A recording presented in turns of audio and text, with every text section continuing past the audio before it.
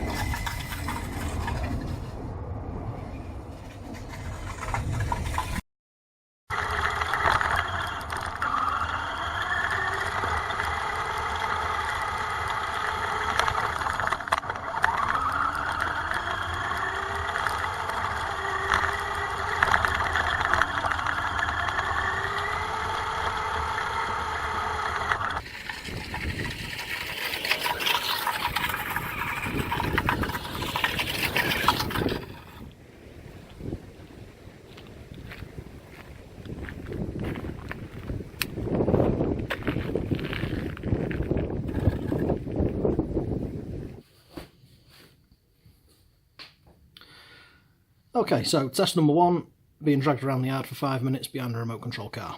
So there is some quite noticeable damage. The rail across the bottom and across the top that the lid slides into, well, had completely broken off. So those pieces came. I mean, the promising thing in a way is that these pieces did hold pretty much together in one piece. I mean, it's split a wee bit there, but it's not too bad. Now, taking into consideration there's only actually a millimetre of contact along the edge, between the edge and where the rail stands up, to be dragged around on a tarmac yard through gravel over cobbles, and it was bouncing as well. As you can see from the footage, it was having a bit of a bounce. It wasn't just a straight drag. Maybe it'll be different if I actually weigh it down. So I might repeat that at some point with another box and actually fill it full of sand, just so that the box holds on the floor a bit better rather than bouncing around as much as it did. Other piece of damage of note is, again, that's right along the seam there, but it's all along the seam where the channel sits. So I mean, obviously, again, with only being a millimetre thick there, that is going to be an inherent weak point.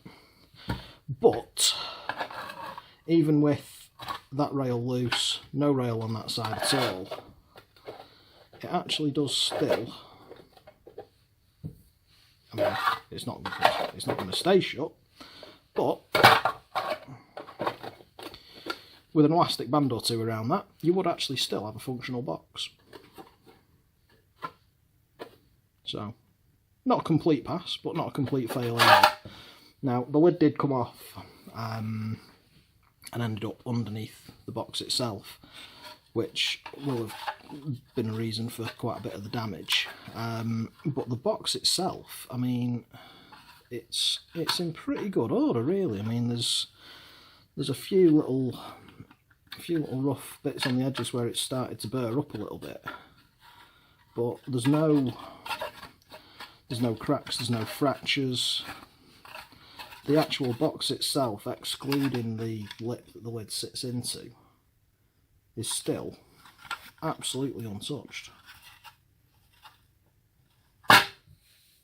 So, next test, I'm going to take a fresh box and a fresh lid, and these are going to go into the cement mixer for a few minutes.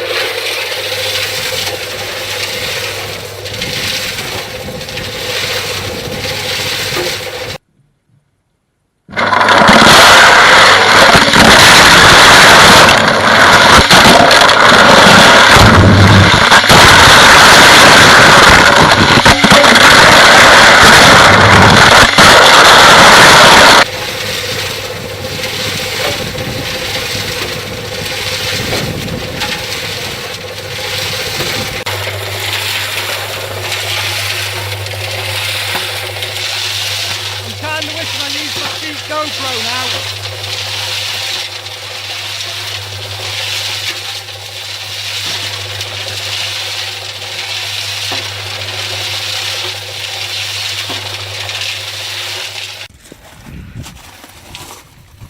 Okay, so that's had about 5 minutes. And it actually looks like it's held up really well. Let's take it inside and we'll have a proper look. Okay, 5 minutes in the cement mixer. Now, I had to take the GoPro on because I had no other way of getting around keeping it on there and in, which I think with keeping the lid in has obviously helped the rigidity on the sliding parts, but the way that the case bounced on the remote control car test, it got rid of the lid straight away because it dragged along the floor and pulled the lid out. So I think possibly a slightly more realistic test as to the punishment that it's going to take sitting in your bag over the course of a couple of seasons, because you're not likely to have it being dragged around for 5 minutes with the lid off. As soon as the lid's off, you're going to notice and you're going to be putting the lid back on. It's more about how it takes kind of the impacts and abrasions. Now that it's lost a little bit of the security clicking in place. If you put a little bit of weight on at the top there, you get it back. Now, yeah, it has. It's broken in the same place. It has just cracked about an inch back, so it's to about there on both sides. Now that, in all honesty, drop a super glue and you're back in business. And again, even all those smacks off the stones, all those smacks on the paddles themselves. Aside from that little bit of cracking there isn't any separation on the rest of the rails. It is just at the lips, and then the lid itself, absolutely nothing. Not a mark. Not a mark. So, to be honest, I'm quite happy with that. I wasn't expecting it to hold up quite as well on the cement mixer test as it did, and I actually expected it to hold up a little bit better on the remote control car test, so I suppose with all that taken into consideration, it's pretty much even Stevens really. So I think what I need to do now is find out exactly how much punishment the boxes can take by putting them through something slightly more ridiculous. So I think I'm going to go and drive my van over it.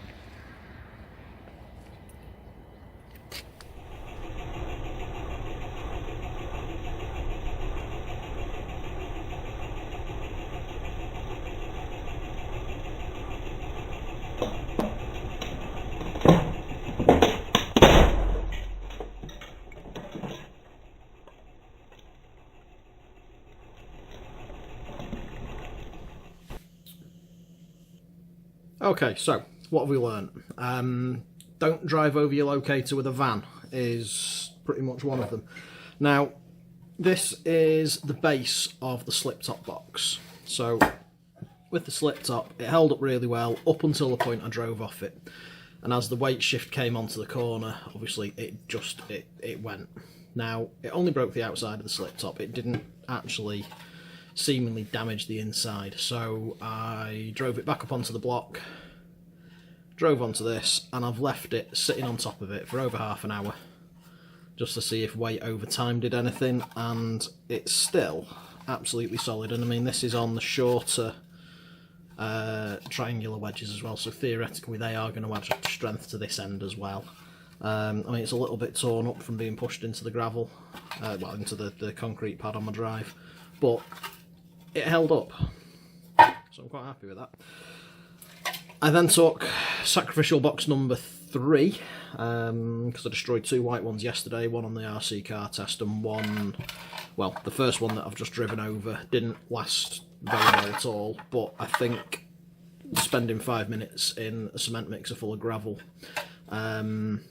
will have significantly weakened it, because obviously impact is going to cause stress fractures that may not be visible first time round. So with this, drove onto the block, drove onto it, and there was a little bit of cracking, which I'm going to assume was, as usual and as I've already found out, is my critical point of failure there, where that 1mm strip of plastic holds the top of the rail onto the box itself.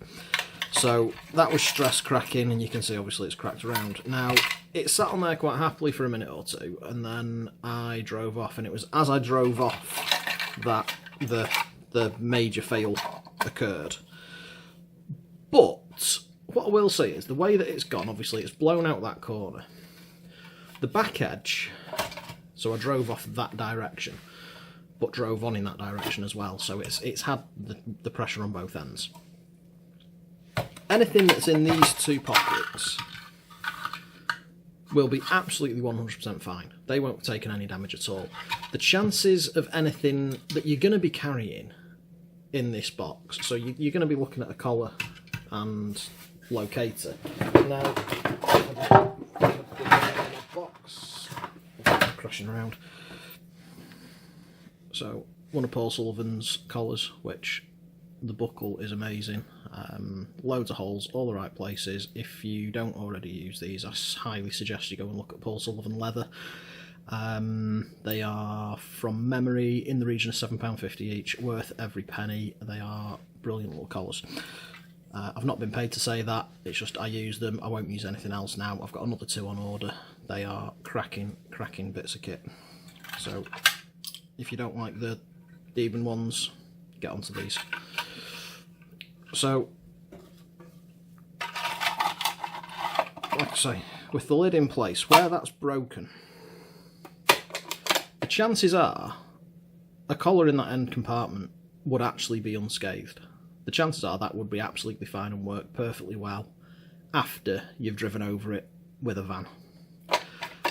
Going on to the locator side, maybe a little bit different. It's going to be harder to tell because this is one of the earlier prototypes without the oh no, this is one with the stackite, sorry. The stackite is increased. So, again, once that's in place, now depending on how far down that flexed, yeah, I mean that would have, for that to have broken where it's broken, that will have put pressure on the locator itself. But would it have been enough to break it? I'm not actually sure it would.